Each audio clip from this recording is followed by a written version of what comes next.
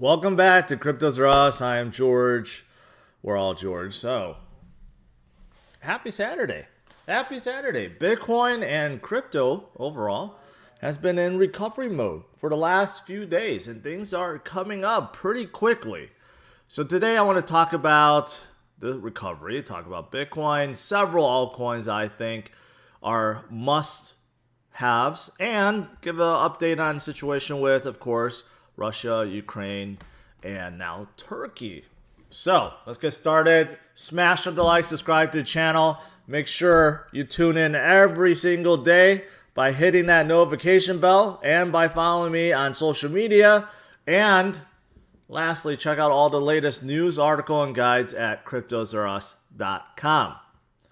Welcome, welcome, welcome. Happy Saturday. Happy Saturday morning, afternoon, night, depending on where you are. So let's take a look. Bitcoin is still holding above 39,000. It's kind of gone flat, but you can see that, yeah, it's holding. That's very positive. And it's still slowly going up there.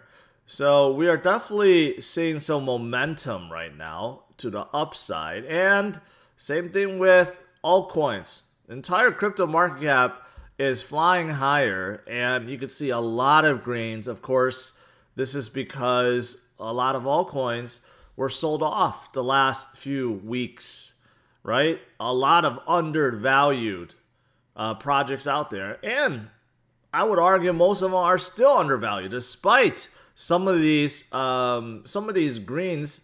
Some of the gains that we witnessed the last few days.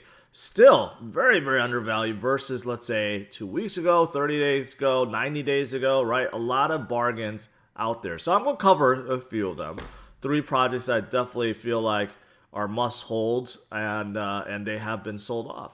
So with that said, let me get started with what's going on with Ukraine right now. It does seem like this is day 3. And Kiev, interesting enough, I always thought it was called Kiev. And then I've noticed people in Ukraine call it Kiev. And then I see in the comments people arguing back and forth about the right pronunciation. But I'm just going to go with Kiev. All right, so I'm going to stick with it. But yeah, Ukraine is, the military is still trying to defend the city. President Zelensky says they still control it. And according to President Zelensky, that they're doing a really good job halting the forces, and Russia did not expect this. Russia expected to have, basically conquered Ukraine within a matter of days, but that's seeming like it's not the case anymore. We're going to day 3, and they're still holding strong, but obviously Russia still has a massive amount of military that they have not sent in yet. So we'll see if this continues. But right now, Ukrainians are still holding as best as they could. You're starting to see some, casualties, some residential buildings and apartments now getting struck, and it's unfortunate, right? But overall, the numbers, where are the numbers here? Yeah, there's a lot of gruesome pictures right now. This is why war sucks. It really does. But right now, in total, and then, of course, this number always is very fluid and will fluctuate, but 198 Ukrainians have been killed with over 1,100 wounded. And then on the flip side, an estimated 3,500 Russian soldiers have been killed and 200 taken prisoners. So obviously, Russia's taking most of the blows at this point. Now, in addition to this, Turkey is getting involved. Last week or so, we've been hearing about all these sanctions and everyone, right, that's getting involved. But guess what? Turkey, all of a sudden, decided to close off the Black Sea so that Russian warships that are trying to move in, they were denied and blocked off. So this is actually real action. This is not just a sanction. We know the US, right, UK, NATO, everyone joining in on sanctions, but said, They will not be sending soldiers and not helping in any way other than sending supplies and weapons and money. But Turkey is actually doing something about it. So many theorize this could really hurt. This could really hurt Russia now that a lot of their warships can't get to where they're supposed to go. Interesting development. Very interesting development indeed. So that's the latest news on what's going on, right? Obviously, war is still going on. Invasion is still happening. No other news outside of that. But this is an interesting turn of events. And also, there was some controversy about this. Ukraine, I guess the country of Ukraine was, asking for donations through their official Twitter page. But many, including Vitalik, thought it was fake, but it turned out this is actually legit. So I've been talking about how a lot of people have been donating to Ukraine, and this is another way to do so, right? Especially with crypto. Now they have listed their official addresses, so for people that want to support the cause and help Ukraine, continue on, you can now donate, right? One of the reasons why Bitcoin is the answer. I've been saying that for a while now, right? I know volume of Bitcoin has exploded in Ukraine, right? From citizens buying in, and also people sending donations to people. So it's one of the great use cases for Bitcoin, not to have any person or any entity. I didn't even see that. It's a payment network and payment network and a payment system that no one can stop. Okay, that was my point. So it is one of the use cases for Bitcoin, and it's definitely working out right now. All right, now besides what's going on, the Russian invasion, still a lot of things being talked about over here in terms of inflation. Right now, it does seem like this could be good indirectly, because many are predicting that this the coming rate hike will not be aggressive as anticipated. Almost everyone in Wall Street basically priced in that the market would drop due to a 50 basis point hike in March. But that has gone down now, and most think it's going to be 25 basis points. So overall, with less aggressive rate hikes starting in March, well, it should help the markets, despite the fact there's still inflation, and you know what? There's going to be more printing too. So the White House asked Congress for $6.4 billion. Now, billion seems like a lot, right? For you and I, most citizens, $6.4 billion is a lot. But to put that into perspective, the U.S. deficit went up by $8 trillion in the last 2 years, okay? So this is billion, not trillion. So will this contribute to inflation? Probably not nearly as much as the printing that the Fed has done over the last 2 years, all right? Just to put that into perspective. But so this is actually good for the markets with a less aggressive rate hike coming up, right? That is the reason why the U.S. equities market has been rallying as well because of this. All right, what else is there? Take a look at this again.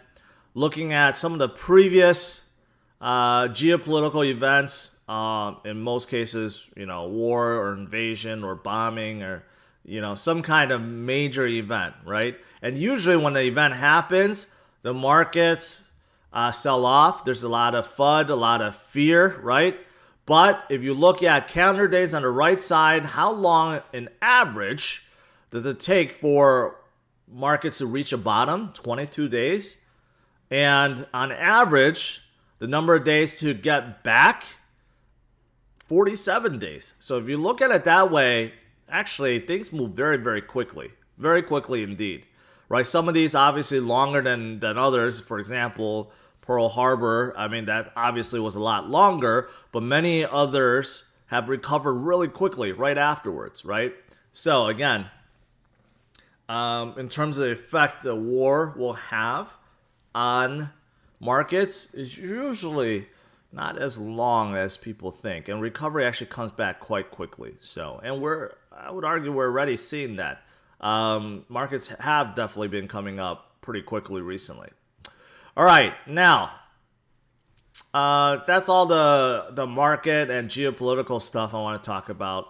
Of course, let's get back to crypto.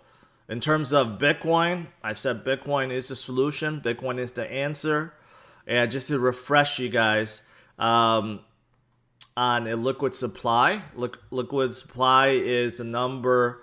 This is measuring the supply of Bitcoin, specifically the numbers of Bitcoin that are out of circulation, that you can't find on exchanges, that you can't find anywhere. This is the total supply that's just locked away in cold wallets, not being moved at all. And you can see that number continues to go higher and higher and higher. The number of Bitcoins just being taken away and being bought and stored away continues to rise, right? So this is definitely going to have effect on Bitcoin's price in the future. Right now, we still have volatility, yes, through leverage liquidations and through the whales, their games on the exchanges. But just know that there is definitely a lot of buying and hoarding behind the scenes, and the vast majority of Bitcoin is not being touched or traded on the exchanges. All right, so just to remind you guys that the fundamentals of Bitcoin continues to be strong, continues to get better each and every day. All right, so with that said, let's take a look at altcoins. Altcoins are coming back up, like I said, some very significantly, but still, if you look at the last 7 days, still majority of them are in green, with a few exceptions like Terra, which I am going to mention. Now, 30 days, you have a lot more red, and 90 days almost completely in red, right? So obviously, if you look at it from that perspective, still a lot of bargains, a lot of golden opportunities out there, right? So I'm going to cover 3 of them today. And these are projects I covered before, but I know there's always new people that's watching me want to learn, right? So I'm going to cover all of them. So first one I want to talk about is Terra. Now, Terra is a wild card because you could see that it is sitting at $74. It's still off from its all-time high of 103, but it's not nearly as off as some of these other altcoins. In fact, if you look at the last 7 days, last 30 days, last 90 days, it's not, it hasn't gone down. Only if you look at year to date, right? So this is going back, it should be going back to January, but doesn't make a whole lot of sense because 90 days is up. But okay, my point is this. Unlike all the other altcoins, it's not really down, right? Not nearly as down as some of the others, but of course it's still down from its all-time high, so there is still opportunity there. But, I'm such a fan of Terra, I'm going to bring it up, right? Even though it hasn't sold off in the last 90 days or 30 days, there's just so much goodness with Terra, I don't think you can ignore it. In fact, it's sitting right below Solana and Cardano, and they're battling out for number 7, but this is on CoinMarketCap. If you go on CoinGecko, the market cap for Terra is even higher, and it is sitting right below Cardano. At one point today, it actually flipped above Cardano, and it's very, very, very close to Solana. So it might actually be flipping Solana even as soon as today, and it would be sitting right under XRP. That is how well Terra has held and how good it is. So what makes it so good though? Why is it so strong? Why is it going up? Well, I always come back to this. Total value locked. Okay, this is all the value, liquidity that's locked on the chains. At least this is what it's measuring. And it breaks it down, by all the projects and chains. And Terra is just a beast. It's at 20 billion total value locked. Obviously, still way off from Ethereum at 115 billion, but it's more than 10% now. At once upon a time, there was nothing close to Ethereum. Now they're getting closer. Still a big gap. I know, it's still a big gap. But Terra is going up and up and up and up.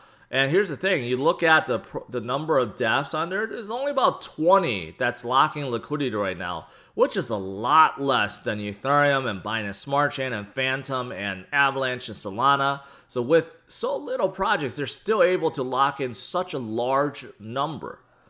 The reason being is because of UST, because of their native stablecoin, which no one else has. They have programmed a stablecoin that is correlated with their governance token, which is Luna. And you could see that while crypto has been going down the past 60 days, 25%, the number of UST has gone up significantly. In fact, it's now over 12 billion. So in case you guys haven't been paying attention, you can see Terra sitting at number 9, but look at Terra UST, right? Terra USD, which is UST, it is now at 12.5 billion. It is coming up really, really quickly. And you can see the next one is USDC, right? Can this actually get to this point in the future? Yeah, it can. And the thing is, the more this goes up, the more Luna gets burned. That's the thing. This is what makes it so unique, and no other project has this.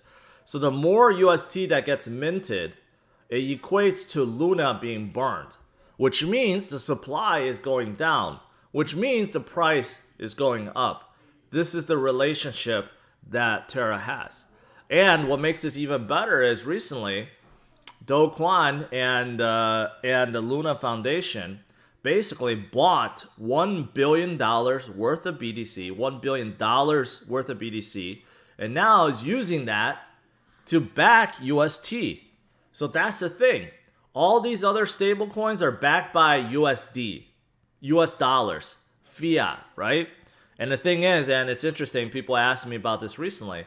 They're like, George, if stable coins are backed by USD, does that mean it's devaluing because of inflation?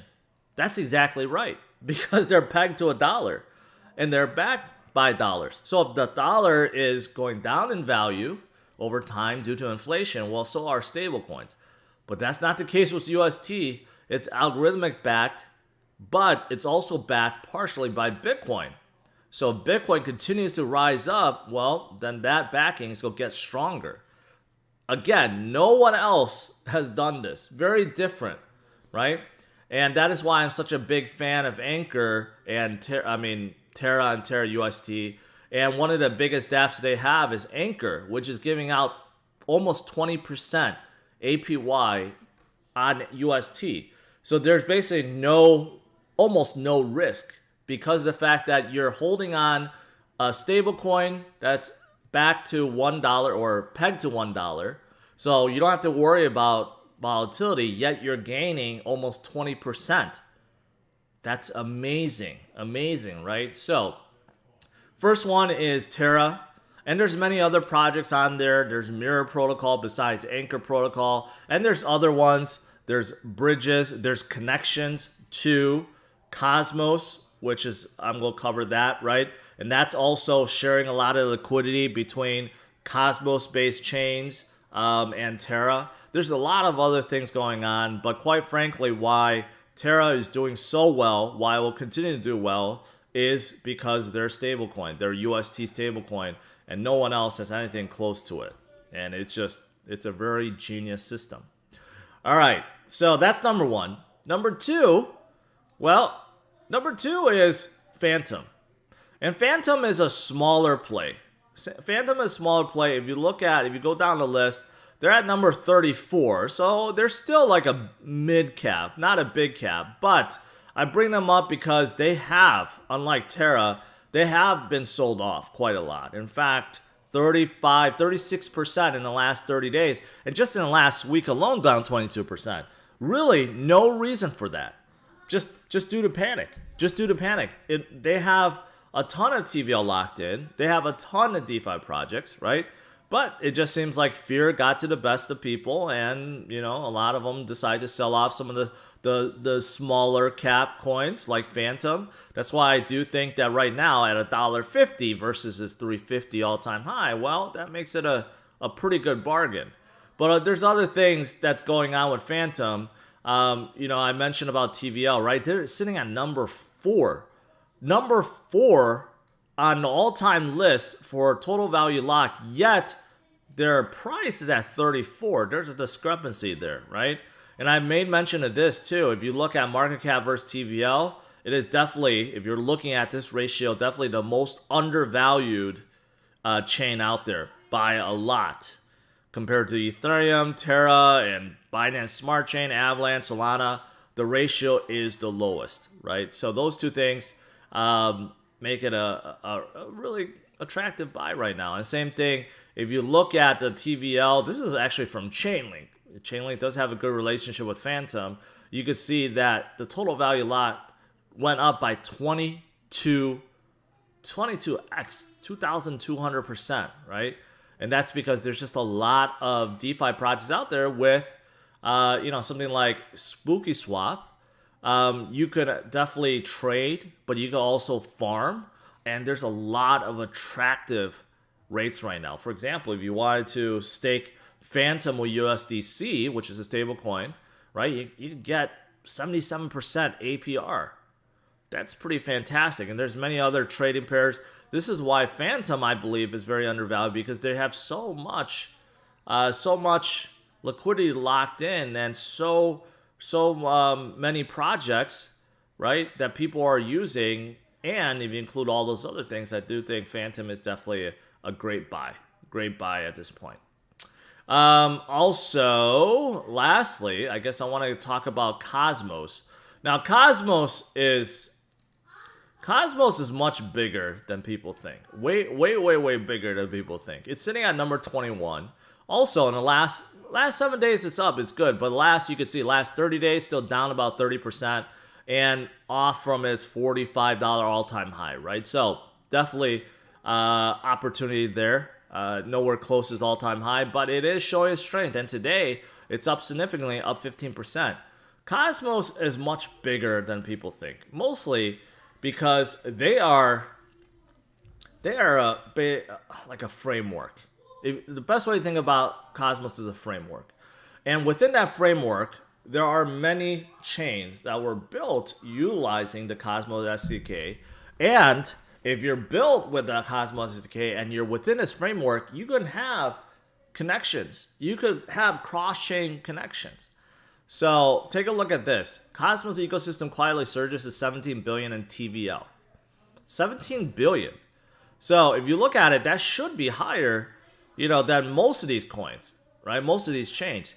But the thing is, people don't realize so many of these projects are within the Cosmos ecosystem, built within that framework I was talking about, including Terra. Terra is actually, yes, Terra's within that space. So if you just include Terra in there alone, that's about 20 billion, okay? But Chronos, which is the chain from Crypto.com, is also built with the Cosmos SDK. That's 2 billion. Osmosis is one of their major dexes. That's another 1.5 billion. But the list goes on and on and on. And I didn't even mention about Binance Smart Chain. Binance Smart Chain is also built with the Cosmos SDK, except that Binance doesn't really want to play ball right now. They're not opening this inter-blockchain communication, so they still want to kind of stay on their own. But if they ever choose to open that up, well, there could be connections too. So if you look at it that way, Cosmos is actually much, much bigger, because all these chains reside basically, they're on their own, but they were built with the Cosmos SDK. They could open up IBC, and this is what's happening right now. So IBC just stands for inter-blockchain communication. Within the last 30 days, there's been 7 million transactions, and you can see all these projects talking within each other, right, and talking to each other, and this is only going to grow. It'll only go grow. You can see Terra in here, right? Chronos in here, Osmosis in here, right? Some of the ones I mentioned. Like I said, Binance Smart Chain hasn't opened up, but if they do, it'll be in here too, along with all the other projects there are, right? So Cosmos, I believe, is also very undervalued because of this. IBC is not completely done. However, when it is, all these projects and chains can talk to each other, communication can happen, liquidity swapping with different kind of standards and different dexes can all, can all grow together. I mean, it's quite exciting, And something that relates to this is Tendermint, which is the project. It's the project that actually started Cosmos. They're rebranding themselves as Ignite because they're focused on products now. Really focused on, they already accomplished what they wanted to with the SDK, with the network. Now they want to concentrate on bringing more useful dApps on board, which is really good. So yeah, I do also think Cosmos is really undervalued because of this. The potential of IBC is enormous, and there's a lot of room for dexes too, because there's not that many dexes, native dexes on Cosmos.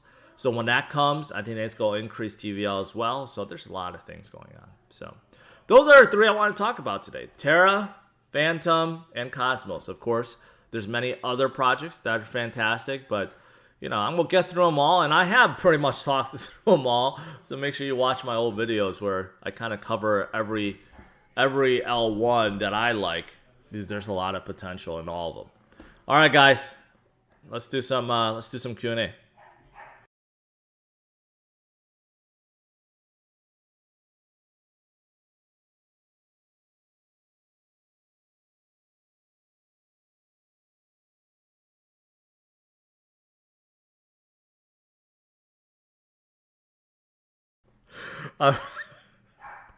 I'm reading what Absolute Mad Lad said.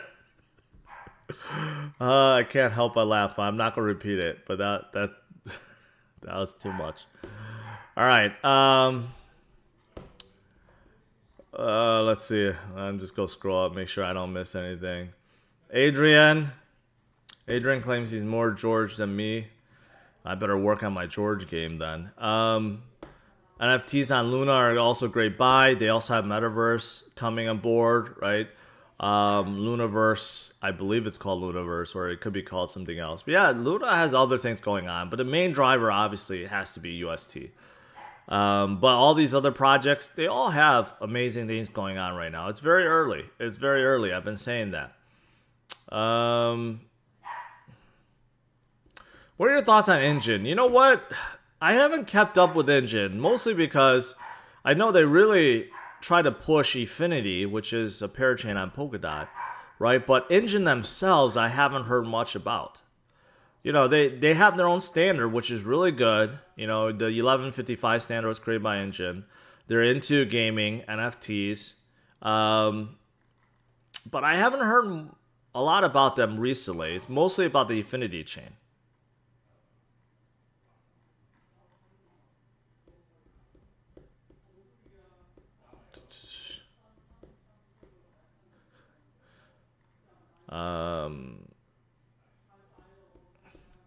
Russia has 20 ships in the Black Sea, so it doesn't matter what Turkey does at this moment. Are you sure?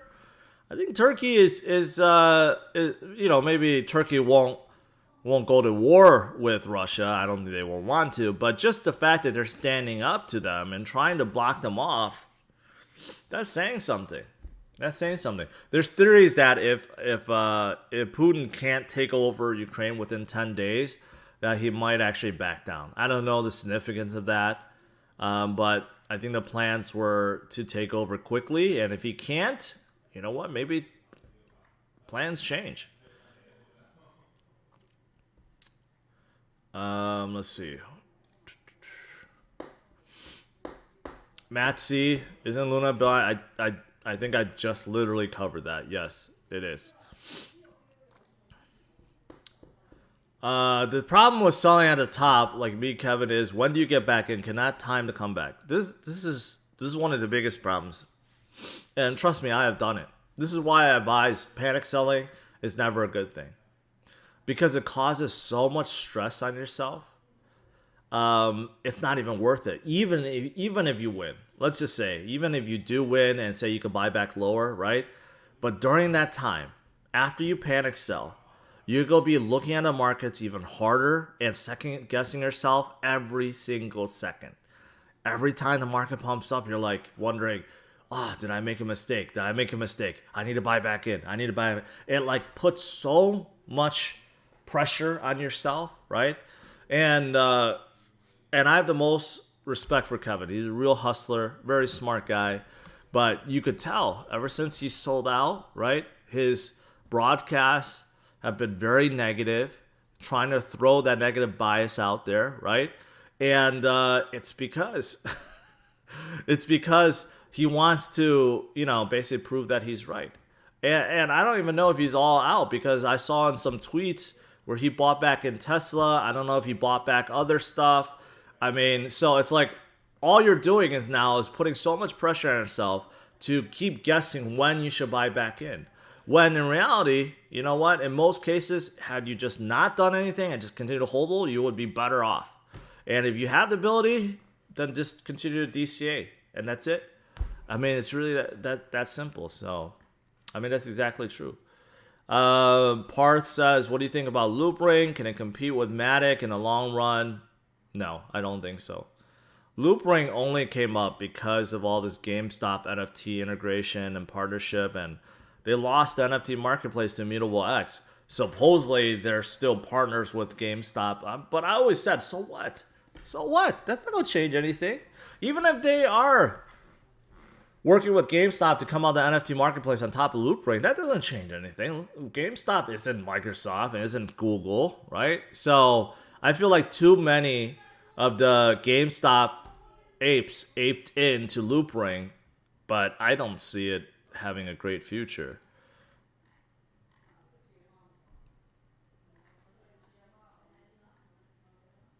Has the Cardano network ever been hacked? No. I don't believe I've ever heard about Cardano being hacked. It has been slowed down before, but not hacked.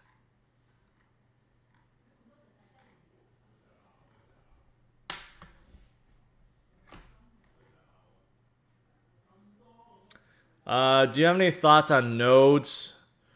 I mean, in terms of running a node, I mean, there's a lot of options out there. I mean, if you're trying to, some of these projects to run like a super node or super delegate or whatever, it takes a good amount of coins to do so, right? But these days, you could pretty much stake in any project, in any of these nodes, right? With as little as just one token or one coin, right? So there's no really favorite. I just look at what I'm holding on to and I take advantage. For example, Fantom. If you wanted to stake Fantom, you could download your wallet, stake Fantom, right? In one of the nodes that operate. Same thing with Terra. You go into Terra Station, and then you just pick whatever node that you want to stake in. Same thing with Avalanche. You download the Avalanche wallet, you can stake. You're helping power the network, and you're earning rewards. Like literally every project that's not proof of work, which is Bitcoin and Litecoin. Everything else is proof of stake, which you can. Ethereum is also proof of work still, but everything else you could stake, or you could put in a wallet, and wallets offer a lot of staking too, and you can put into liquidity pools and DeFi projects. There's so many options right now, so many options. MTB says Kevin flipped again. He bought back in. See, that's the thing. It's like, that's the problem when you panic sell everything. I get it if you want to sell because you need to make cash on the side, right? I've been advising to make cash 20, 25, 30, 35%, whatever it may be. I get if you're trying to lock in profits or you need to sell to make cash on the side, that's one thing. But it's never a good thing when you panic sell everything. It never works out. I mean, and usually this is how it always goes. And I know a lot of you guys could relate. When you get to the point where you're at such a fear level that you feel like you have to sell, like you just lost so much unrealized losses, I might say, I want to mention. If you get to that point and then you sell, usually the next day is when it comes back up. That always happens. So usually when you get to a point where you really just cannot hold one more second, you wait one more day, and usually it comes back up. It always works. Any info on Ocean? I don't know too much about Ocean. Can you review CKB? Yeah, they're nervous. They have a tight relationship with Cardano, but they're all about bridges at this point, and they have their own chain. Their new layer 2 chain, I should say, which is EVM compatible. So there's a lot of EVM compatible chains coming out, or layers, I should say. And, they're definitely trying to entice Ethereum dApp makers on board. So I think I like the direction. I love and hate Cardano. You're not the only one. There's a love and hate relationship with Cardano with the whole industry. I don't know what it is, but I do think that they have sold off way too much for really no reason. So I do think they're also attractive, especially under $1. I think under $1 they're attractive. They were holding at $1, $3, $5, or whatever. So I think going up to that is still a potential there. And same thing with Solana. You can see Solana also sold off quite a lot. Solana these days have not been as strong as before, and I think that's because of all the VCs that have invested in Solana. A lot of them are panicking and selling off because of because they're trying to act like Wall Street, right? Like basic sell off risk on assets. So I do believe that's the case. You can see the last 90 days down 54%, but overall still holding very strong within a top 10 and will recover. Yes, it definitely will. All right. Elastos. Wow. I've not heard anyone ask about Elastos in a long time. Could SEC declare Helium token a security? Yeah, it's possible, but Helium is probably not on their radar. I bought Terra on Gemini, but apparently it's not the real Terra. Yup. Any safe bridges? Yeah, Terra has a bridge. The Terra you bought on Gemini, and it's the same with Coinbase, they're ERC20 equivalents of Terra. So they're not actually Terra on the Terra network. So you have to use a bridge. And Terra has their own bridge. I forgot what it's called. I think it's just called Terra Bridge. Yeah, it's just bridge.terra.money. So basically, you would want to change from Ethereum. Well, you have to connect, but you got Ethereum to Terra, and then basically connect your wallets, right? You have to use, if you're trying to, Joe, if you're trying to change it, you have to send your Terra, Luna from Gemini to MetaMask, right? And then connect MetaMask here, and then connect your Terra Station wallet, and then it'll make the transfer. So you have to do something like that because MetaMask doesn't support Luna, doesn't support a Terra network yet. So you have to use like 2 different sets of wallets. So hopefully that helps.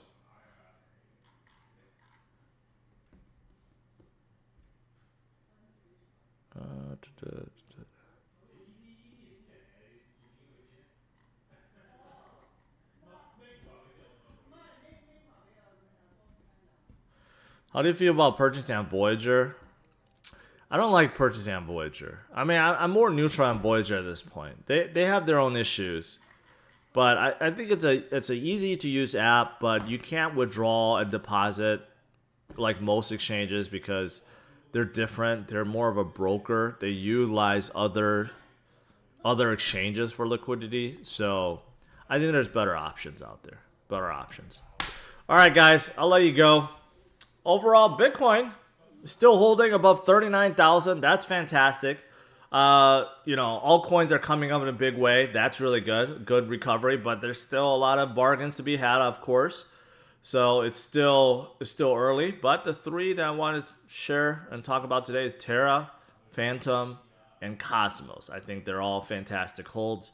And as for Ukraine, well, we'll have to see. Russia still has not taken over Kyiv. And Turkey is now getting involved. Will this delay things or cripple attack plans? We'll have to see. We'll have to see. All right. Smash the like. Subscribe to the channel, guys. I will see you guys tonight, 8:30 p.m. Maybe I'll see you guys tonight. I don't know. If there's nothing going on, I'll probably not stream. But if there's something going on, then I will stream. So it's either tonight or tomorrow. So make sure you hit that notification bell. All right. Have a good one, guys. Take care. Bye-bye.